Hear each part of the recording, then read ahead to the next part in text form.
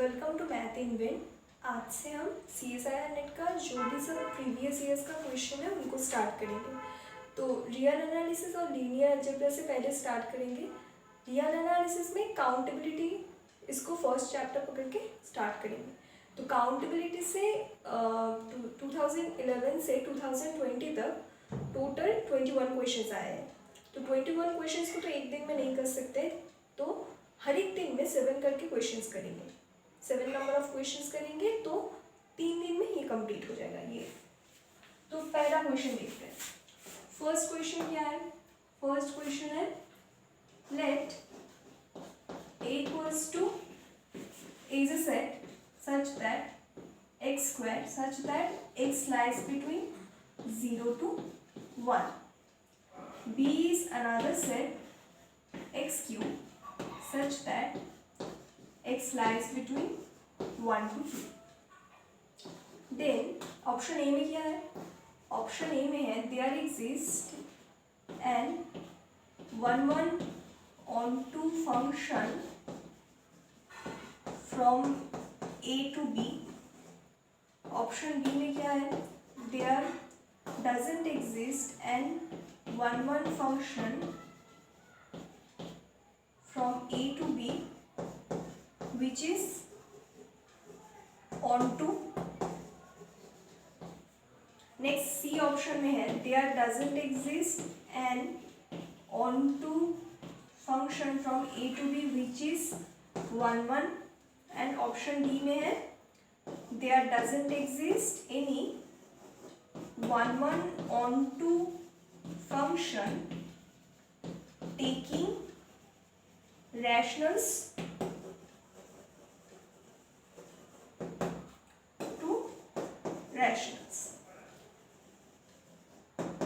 तो इस क्वेश्चन में क्या है? इस क्वेश्चन में कार्डिनलिटी के साथ 1-1 onto को रिलेट कर रहा है इस क्वेश्चन में।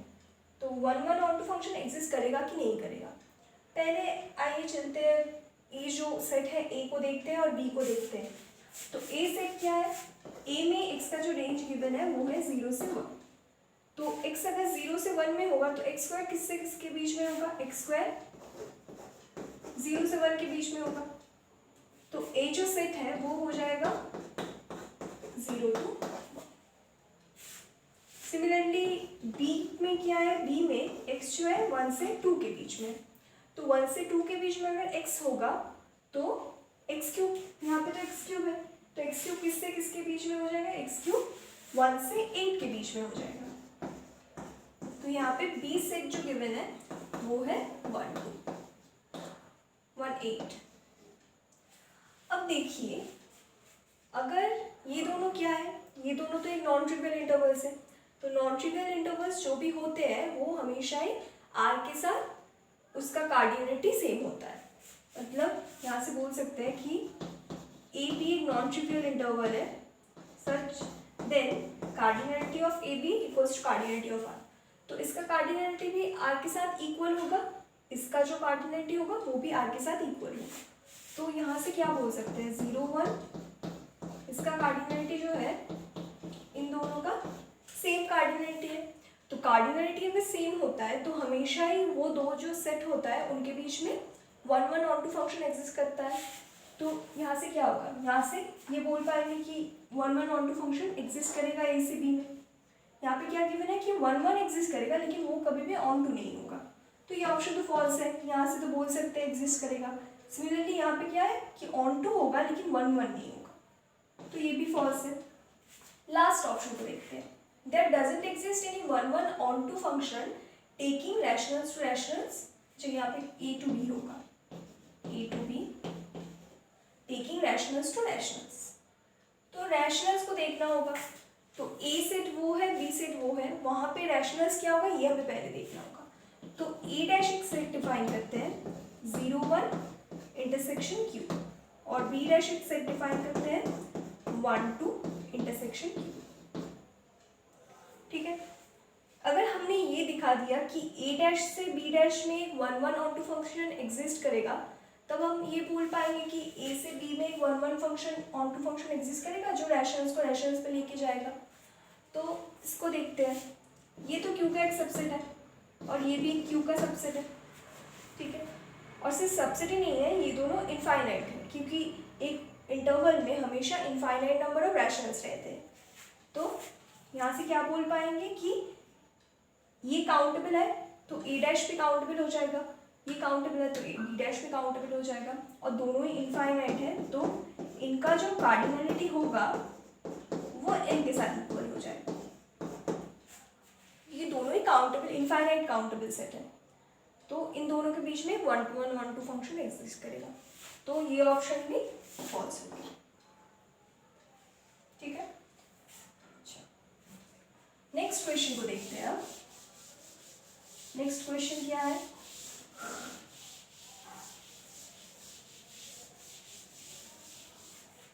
Question 2, let xj equals to 0 1 for j equals to 1 2 3 up to infinity। y एक सेट डिफाइन करते हैं, y equals to multiplication running from j equals to 1 to infinity xj। Then option A is y is countable, option B is multiplication j is 1 to n xj union n equals to 1 to infinity is uncountable, option C is cardinality of y equals to cardinality of 0 1 open interval, option D is y is uncountable।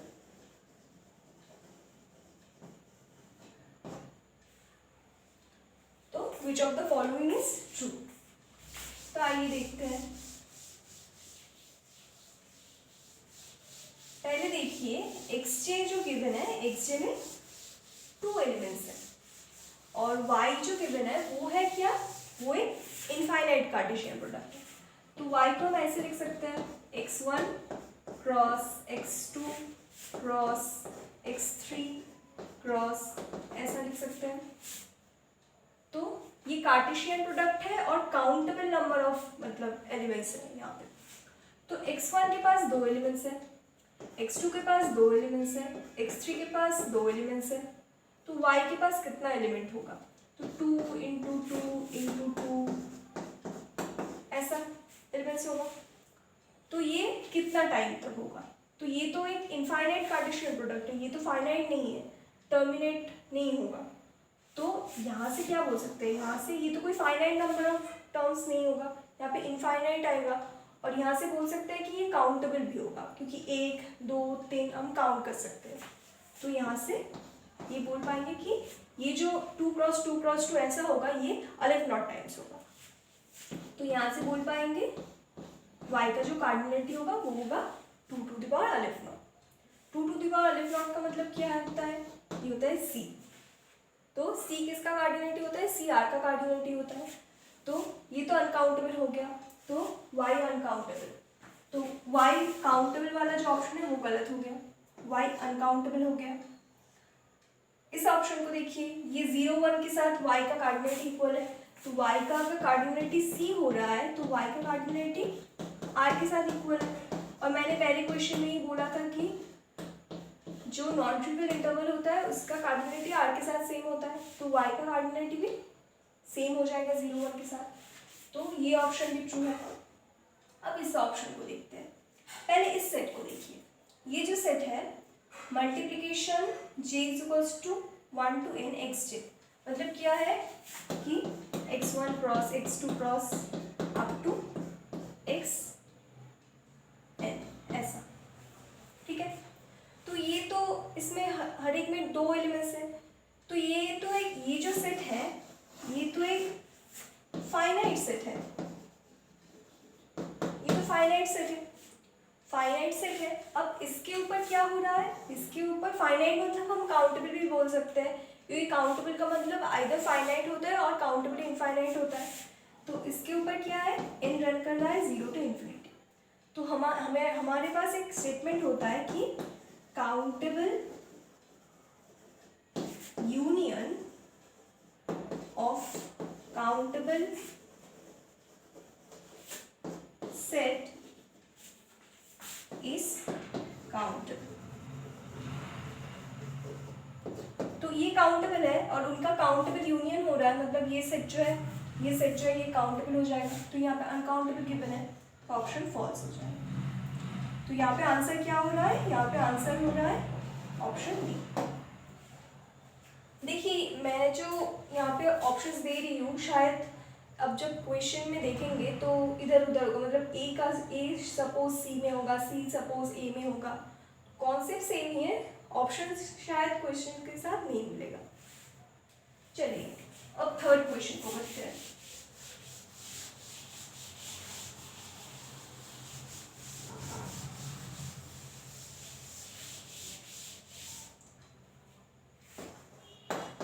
Let X is a subset of R be connected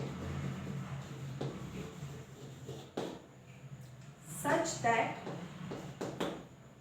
X has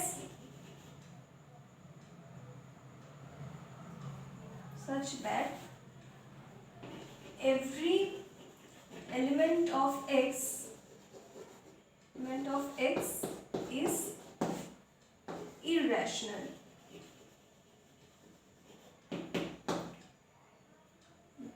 Then cardinality of X equals to what? तो option A को देखते हैं। Option A है 0, B है 1, सी है finite, D है infinite.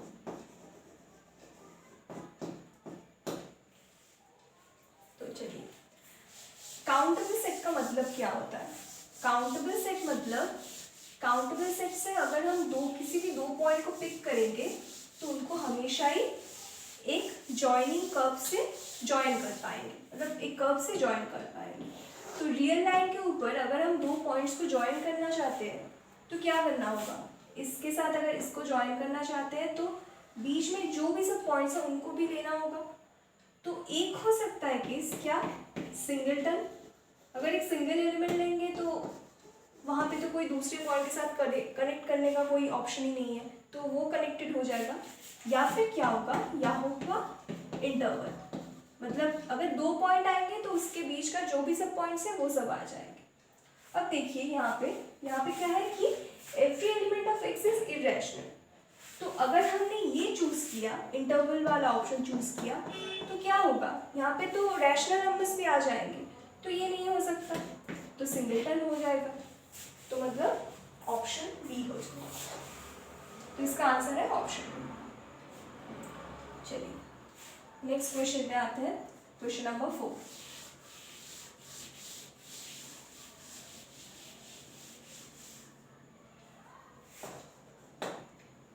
Let AJ, J is running from 1, 2, 3 up to infinity, is a finite set having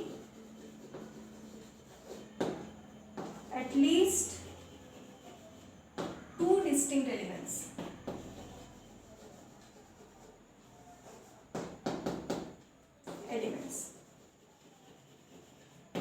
ये जो क्वेश्चन है ना, ये भी सिमिलरली 2 की तरह ही है। तो फर्स्ट ऑप्शन को देखते हैं। Union AJ, J is running from 1 to infinity, countable. B, multiplication AJ, J is running from 1 to infinity, uncountable. Option c को देखते हैं। Union n equals to 1 to infinity, multiplication j equals to 1 to n AJ, countable. And option D is union n equals to 1 to infinity, AJ is uncountable.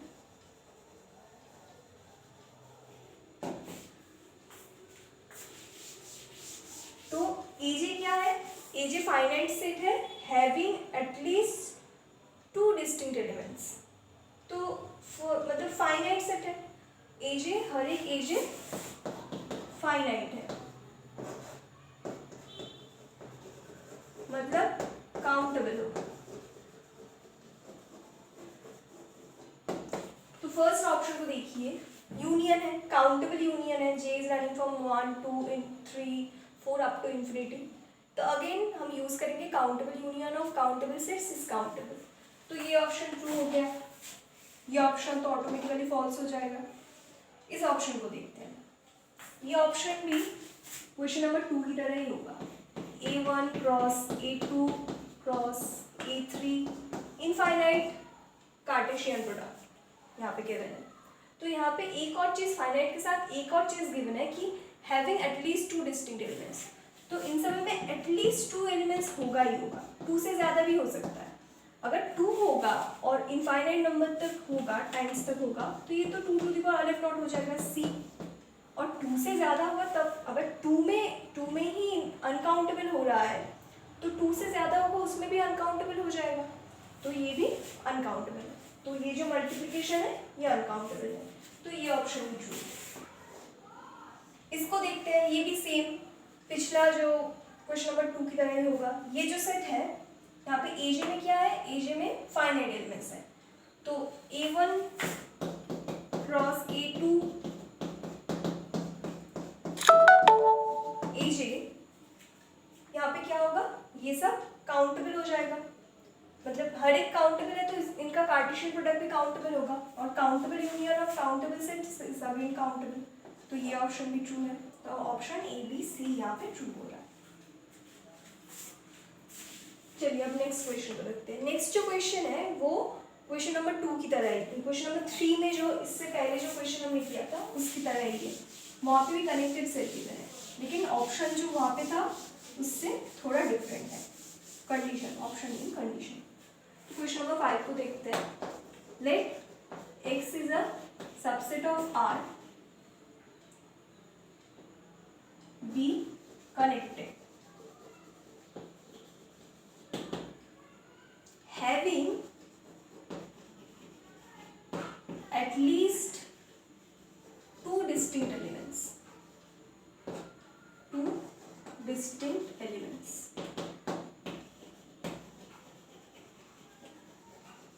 Then cardinality of A is 1 finite, countably infinite,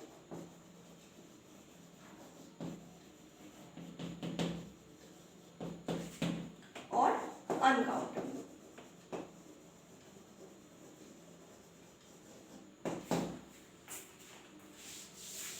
तो connected set मतलब क्या होता है, connected set मतलब either singleton set होता है और interval होता है। तो सिंगलटन तो नहीं होगा, आइदर क्या होता है, सिंगलटन होता है, सिंगलटन मतलब एक सिंगल एलिमेंट, और क्या होता है, इंटरवल होता है। तो हैविंग एटलीस्ट 2 डिस्टिंक्ट एलिमेंट्स, इसका मतलब क्या होगा, सिंगलटन तो नहीं होगा, तो ये वाला ऑप्शन फॉल्स, तो मतलब हमेशा इंटरवल ही होगा। और इंटरवल का कार्डिनलिटी क्या होता है, इंटरवल का कार्डिनलिटी हमेशा R के साथ इक्वल होता है, R अनकाउंटेबल है तो ये भी अनकाउंटेबल हो जाएगा, तो यहाँ पे ऑप्शन डी होगा। ठीक है, चलिए नेक्स्ट क्वेश्चन पे जाते हैं।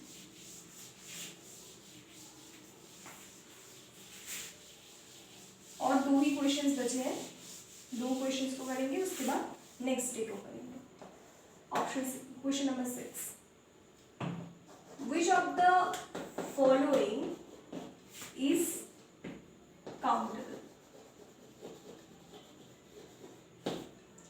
ऑप्शन ए में है AB belongs to R square such that A dishonored equals to B. Option b में है AB belongs to R square such that A plus B belongs to Q. Option c में है AB belongs to R square such that AB belongs to Z and option d में है a b belongs to R square such that a comma b belongs to rational numbers. First option को पहले देखते हैं। तो first option में क्या है? फर्स्ट ऑप्शन में है कि ए लेस और इक्वल्स टू बी। सपोज यहाँ पे जो भी क्वेश्चंस होगा ना, चॉइस के ऊपर देखना होगा, मतलब ए के पास कितना चॉइसेस है, बी के पास कितना चॉइसेस है। अगर किसी एक के पास अनकाउंटेबल नंबर ऑफ चॉइसेस आ गया तो वो जो सेट है वो अनकाउंटेबल हो जाएगा। तो पहले बी को देखते हैं। सपोज बी को हमने पकड़ लिया 100, तो ए क्या हो जाएगा? ए 100 से छोटा कोई भी रैशनल, कोई भी रियल नंबर होगा। तो यहाँ से क्या बोल पाएंगे? ए के लिए ए कहाँ पे बिलोंग करेगा? ए बिलोंग करेगा, ये बस मैंने एक बी को पकड़ा है, आप कुछ भी पकड़ सकते हो, मतलब 10 लाख 1000 लाख कुछ भी पकड़ सकते हो। तो यहाँ पे क्या होगा? ए हो जाएगा ऐसा, ए इसमें बिलोंग करेगा, तो ये अनकाउंटेबल है। तो ए के पास अनकाउंटेबल नंबर ऑफ, मैंने बस ये बी को 100 पकड़ा, बी को 1000 अगर पकड़ लेंगे तो ए क्या हो जाएगा? ए उससे छोटा कुछ भी, मतलब -∞ से 1000 तक हो जाएगा। तो यहाँ पे ए के पास कितना चॉइसेस है? अनकाउंटेबल नंबर ऑफ चॉइसेस है। तो ये सेट जो है ये अनकाउंटेबल सेट हो जाएगा। इसको देखते हैं ऑप्शन बी को, A plus B belongs to Q. तो क्यू में से हम किसी भी क्यू रैशनल नंबर्स को पकड़ते हैं। सपोज मैंने क्यू में से 0 को ले लिया, तो A plus B has to be 0। यहाँ से क्या लिख सकते हैं? यहाँ से लिख सकते हैं b equals to minus, a b के बीच में ये रिलेशन है, लेकिन ए कहाँ से हो सकता है? ए तो कोई भी रियल नंबर हो सकता है ना। ए को अगर हमने कोई भी रियल नंबर ले लिया तो बी इक्वल्स टू माइनस ए, तो वो हमेशा ही क्यू में बिलोंग करेगा। तो ए के पास अनकाउंटेबल नंबर ऑफ चॉइसेस है, मतलब ये जो सेट होगा ये अनकाउंटेबल हो जाएगा। ऑप्शन सी को देखते हैं। ऑप्शन सी में क्या होगा? A b belongs to z. Z में से सिमिलरली एक एलिमेंट को पिक करते हैं। तो सपोज जेड में से हमने 1 को पिक किया, तो ए बी इक्वल्स टू 1। ये बस देखिए यहाँ पे क्या हो रहा है, यहाँ पे बस 0 के लिए अगर हमने यहाँ से क्यू में से सिर्फ 0 को पिक किया, वहाँ पे ही अनकाउंटेबल आ रहा है।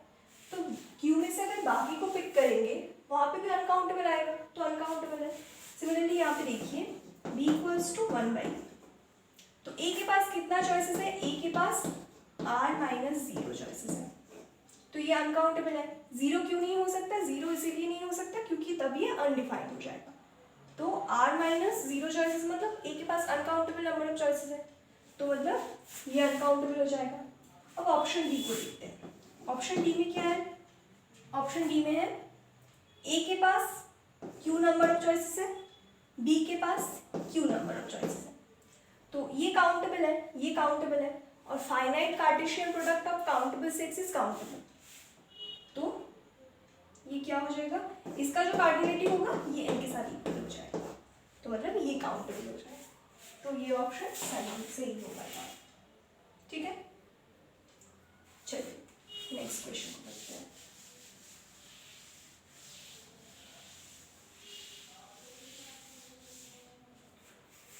Question 7, x set of all constant functions from R to R, y is the set of all polynomials from R to R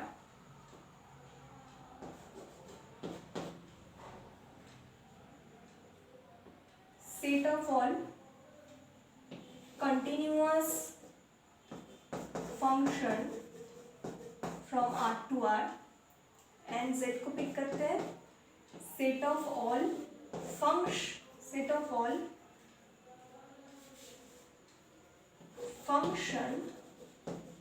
from R to R। एक इसमें है कांस्टेंट, इसमें है पॉलिनोमियल, कंटिन्यूअस फंक्शन और बस function. Which of the following has cardinality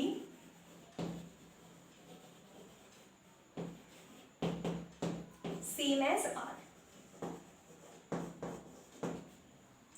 Option A only x, option b only x y, option c only x y z W,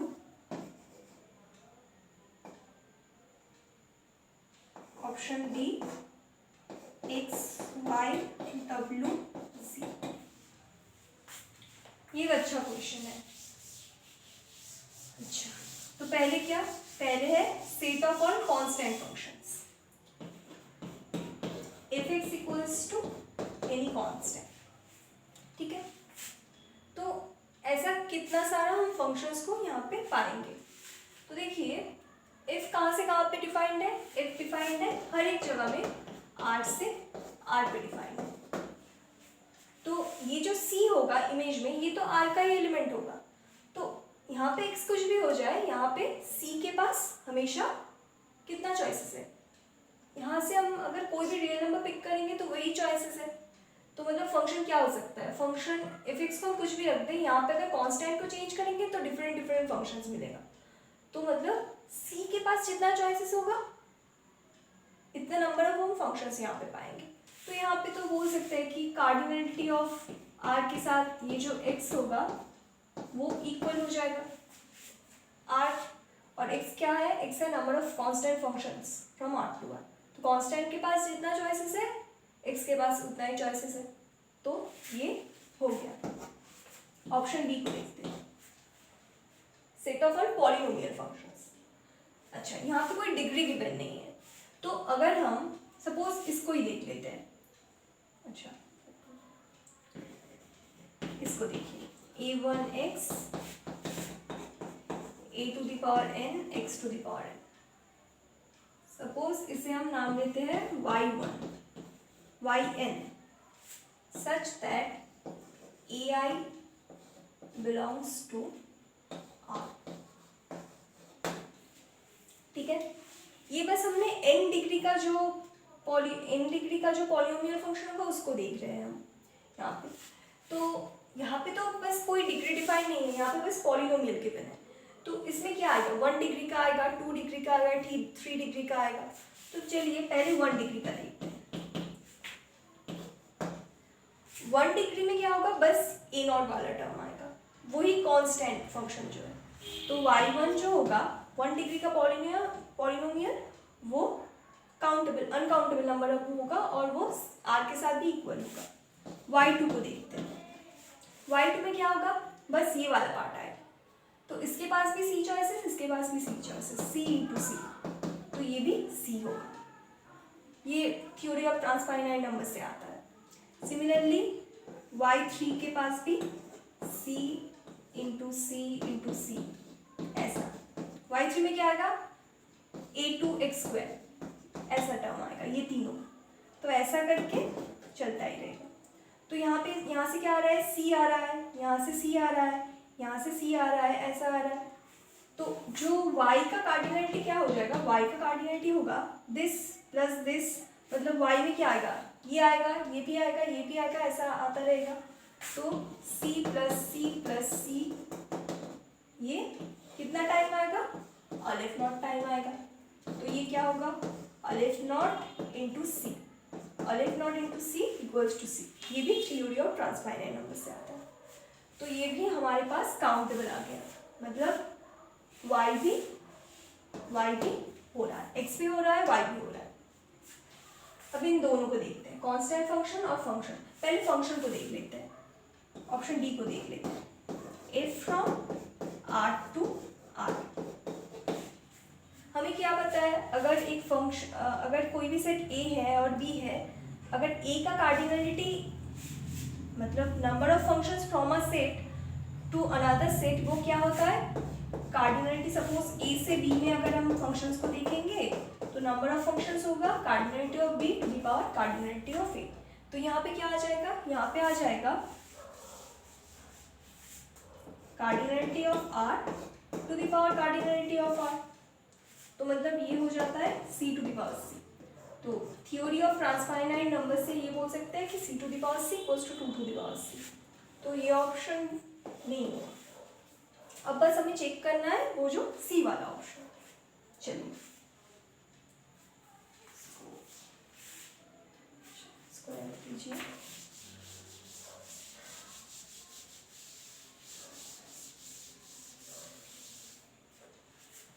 सी, अच्छा सी में क्या है, set of all continuous function from r to r. अच्छा एक दूसरे set को define करते हैं पहले।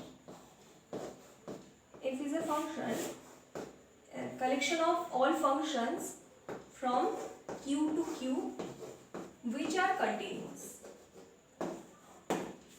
ठीक है। तो W हमारे पास क्या गिवन है, W गिवन है क्वेश्चन में if such that f from R to R which is continuous।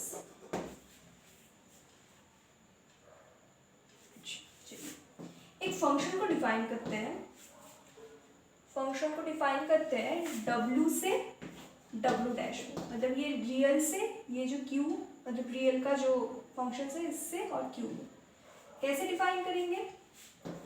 f of, ये कहाँ से आ रहा है, रियल से आ रहा है, f equals to W dash, W dash मतलब Q में, तो इसको कर सकते हैं if restriction at Q, f का जो Q में रेस्ट्रिक्शन होगा उसको। तो चलिए अब देखते हैं, 1 चेक करते हैं पहले। तो 1 चेक करने के लिए क्या करना होता है, f of a equals to f of g, इसमें से इम्प्लाई करना होता है कि f इक्वल्स टू g। तो यहाँ से क्या बोल सकता है, f of restriction at q, f of restriction at g at restriction, g restriction of g at q। अब बहुत ही एक इम्पॉर्टेंट कॉन्सेप्ट का यूज होगा, उसे बोलते हैं आइडेंटिटी थ्योरम। आइडेंटिटी थ्योरम ये बहुत ही इम्पॉर्टेंट है। अगर दो फंक्शंस है जो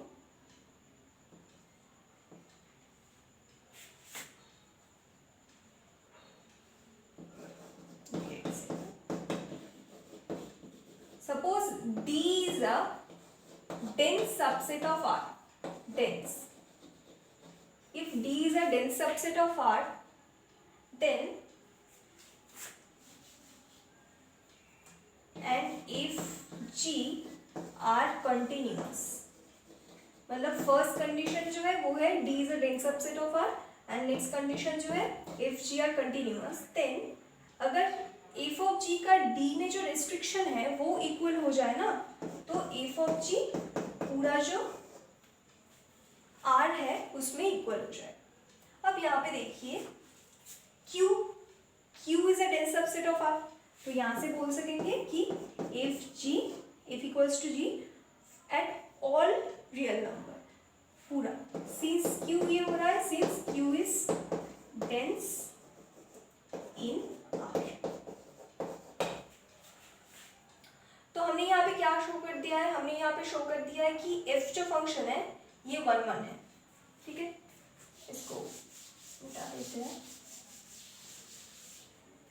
तो f is 1 1, f is 1 1, f is a function from this to this, तो 1 1 होता है तब क्या होता है, यहाँ से बोल सकेंगे कि w का cardinality laser or equals to w dash का कार्डिनलिटी।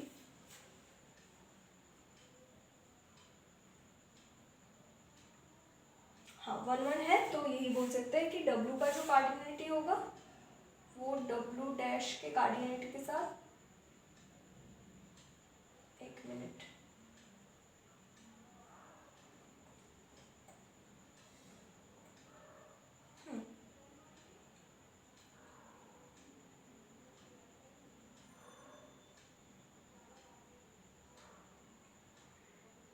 हाँ ठीक है, अच्छा ठीक है, ये है, ये हो रहा है। अब देखिए continuous function from r to r, ये जो था x क्या था, constant function from r to r, तो x तो w का एक सबसेट है, तो x is a subset of w। यहाँ से क्या बोल पाएंगे, cardinality of x lesser or equals to cardinality of w lesser or equals to cardinality of w dash, ठीक है। अब देखिए W डैश जो है, इसको मिटा देते हैं, W डैश जो है ना, W डैश किसका सबसेट है? W डैश सबसेट होगा all functions from Q to Q। तो इसका कार्डिनलिटी क्या है? इसका कार्डिनलिटी है अलिफ नॉट टू द पावर अलिफ नॉट। ये क्या होता है अलिफ नॉट टू द पावर अलिफ नॉट? ये होता है C के साथ लिखा हुआ, ठीक है। तो W डैश का जो कार्डिनलिटी है वो है laser or equals to C। अच्छा, x का कार्डिनलिटी हमने क्या लिखवाया था? ये भी C था, तो यहाँ से ये हो रहा है, तो यहाँ से बोल पाएंगे ना कि W का जो कार्डिनलिटी होगा वो C हो जाएगा, ठीक है। ये एक अच्छा क्वेश्चन है बहुत।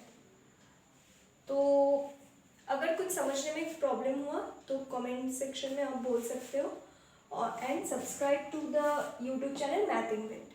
Thanks for watching this video.